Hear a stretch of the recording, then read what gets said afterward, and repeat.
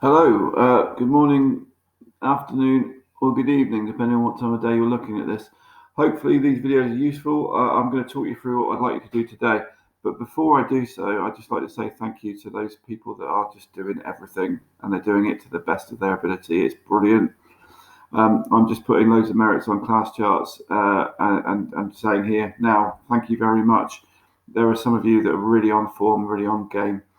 I do have to say I spent several hours in the last few weeks in meetings to try and decide on the grades for my Year 11 group, based on the work they've been doing and based on their mock exams and based on what I know about them.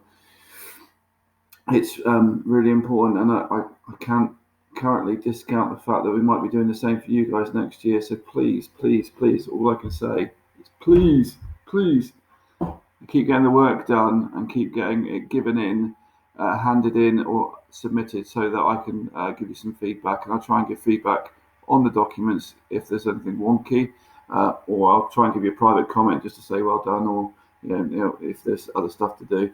I'm also trying to do a bit of whole class feedback here and now.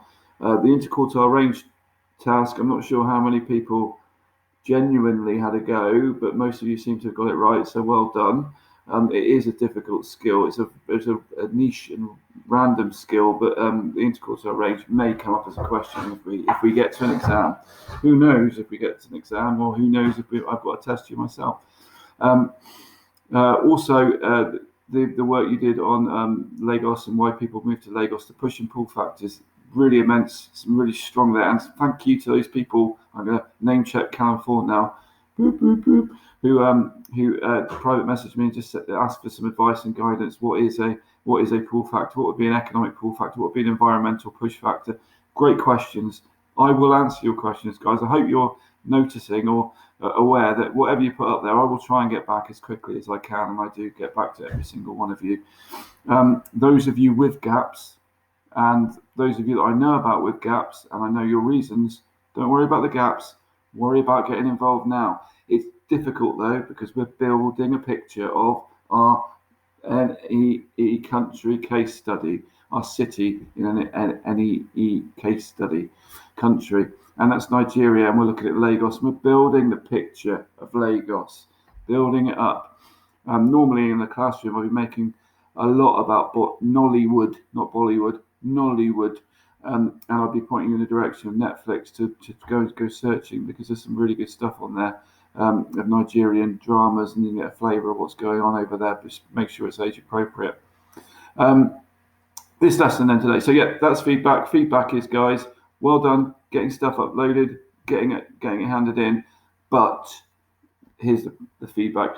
Where we come to the techniques, when we come to TDAC, to using our hands, to peeling, we need to practice it so that we get really good at it, so you can do it without me around. So in this lesson again today, there's some opportunities to use your hands. There's some opportunities to peel. Please do so. Please get stuck in and please have a go. So you can see the screen here. Welcome to lesson 5. I hope you're well. We hope everybody's well. I miss you guys. I miss you guys massively. This is so strange. I've been in school a couple of weeks helping out with some groups of students that are in school, but it's strange not having my geography group, my GCSE stars to work with. So I miss you guys. So anyway, here's the work today. First up is a maths style quiz. Now, we've done something similar, very similar. Could you run through it again for me with the speed of a puma? You've done it once. Can you go through and do it really fast this time? Mental skills and the math skills. Mean is the average. Yeah, add them up and divide by the number. The mode is the most popular. The median is the middle number when it's all written out in order, and the range is the difference between highest and lowest. Nice and easy. You need to be able to do these like that. They're your statistical methods for any data we have collected, like we did at Westward Ho. You need to know them. You need to do them quickly. Yeah, so we're looking at the NEE city, Lagos in Nigeria. We need to know about where it is in the world, basics. We need to know about why it's important, regionally and internationally and globally. We need to know why it's growing, how it's growing, the causes of that growth. We need to know about how how it's got opportunities socially, economically, and environmentally. We need to know the challenges that are in that city, and there are numerous in Lagos. And we need to know how they're trying to change sort of areas and things to make it better for people. So when we go through this, and like I said before, we're building this picture up. We know that Lagos is in West Africa, in Nigeria, on the coast of the Atlantic Ocean in the Gulf of Guinea. We know that on the River Niger Delta. We know that it's growing massively. It's the fastest growing city in Africa. It's a mega city. It's an economic powerhouse. We know Nigeria is the biggest economy in Africa. We know that all these people are being dragged towards Lagos because of the jobs, because of the income, because of the opportunities, because of the quality of life. We know all this is happening. There's opportunities aplenty in Lagos. We'll look at that in a bit more detail today. Then there's some challenges. Those people moving in, 500,000 people a year, some people say, 500,000 people a year coming in causes problems. They can't live anywhere that's already built because it's not been built. So they're moving to settlements that are shanty type, favela type, squatter settlements that become permanent over time. And we looked at that last time a little bit, and we'll look a bit more at that this time. And as they develop over time and they grow and become more permanent, there's still more people coming in and creating things all the way around the city. It's a challenge, but it's a great challenge for Nigeria, who've got a booming economy. There's Lagos in Nigeria. A third of all the wealth in Nigeria is created in Lagos. It's huge, massive. It's only got 10% of the population of Nigeria. Nigeria is a massive country, massive global country. It's going to be huge. It's one of those mint countries. You know, we talked about BRIC countries, Brazil, Russia, India, and China being at the forefront of those licks becoming knees. Now we've got these mint countries, Mexico, India, Nigeria, Turkey, moving up from being a low-income country to a middle-income country to being a high-income country and to dominate us perhaps in the future. What's it got? Lagos has got all kinds of different things, all kinds of infrastructure. You know, that word is really important.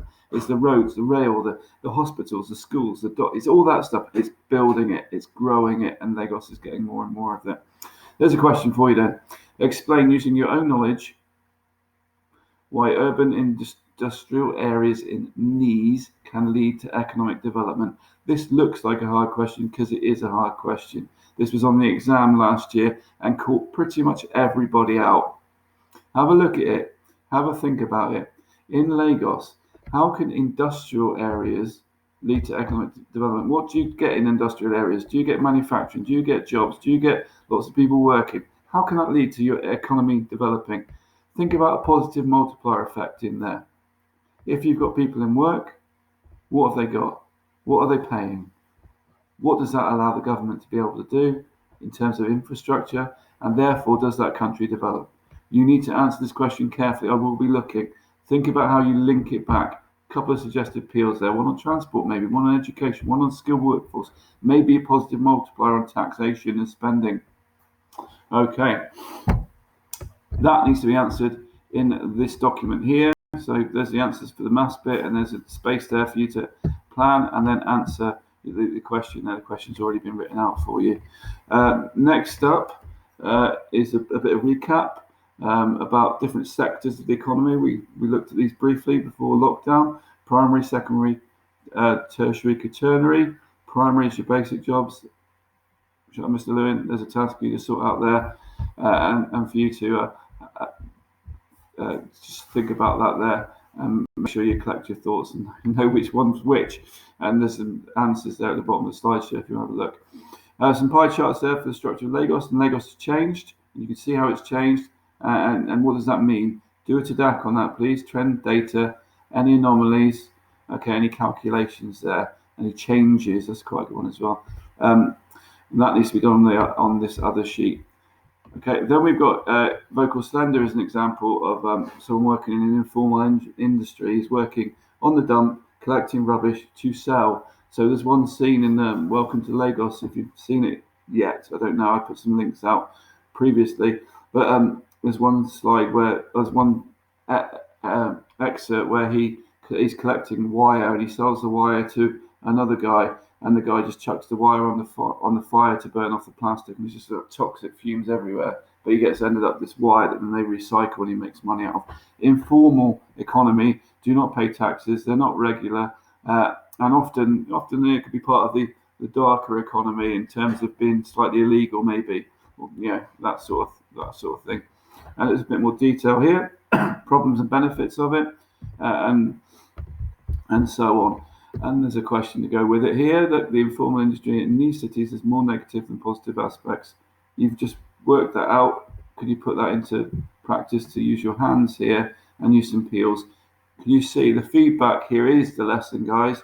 I need a little bit more of this longer answer exam technique. I am putting quizzes out there, which I know you guys love because you're doing those, but I need a little bit more back on the peels, the hands, and the longer questions. And that's it. And here's a lovely video here of Makoko, which is the floating settlement in the Lagos Lagoon. And there's a nice drone shot as it flies around Makoko. And Makoko, spoilers for next lesson, Makoko is trying to improve itself, is trying to become more permanent, and that's one of their urban planning solutions in Lagos in Nigeria. Okay, so that's it. Relax. That's all your work done for this lesson. There's one more lesson which I'll talk through in a moment for this week. They're both going up on Monday. They'll both be due on Friday. Do them when you can. Do them when you've got gaps. If you want to stick to the timetable, if you are sticking to the timetable, that's fine. Do them then. There's 2 for this week. Okay. Stay safe. I'll see you in a minute for the next lesson, hopefully. See you later.